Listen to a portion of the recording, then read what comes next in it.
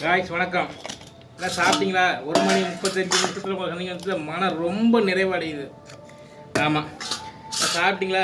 சோறு ஆக்கணும் பார்த்துங்க. காலைல அவசரமாக 3 தோசையை ஊற்றி துண்ணு போட்டு அப்புறம் அரிசி ஒரு சுவையை பார்த்து சோத்தை ஆக்கி சோறு திங்கிறேன். ஏன்னா ரொம்ப பஞ்சத்தில் இருக்கிறோம். பஞ்சம் தலைவிரிச்சு ஆடுது.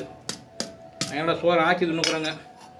நேற்று ஒன்றும் ஆட்டுக்கறி எடுக்கல, கோழிக்கறி எடுக்கல, முட்டை கூட செஞ்சுக்கல பார்த்துங்க. நேற்றுக்கு முட்டை மசாலா முட்டை மசாலா செஞ்சுமா. ஆமாம், என்ன அக்கா கடையில் சாம்பார் வேண்டாம் பார்த்துங்க.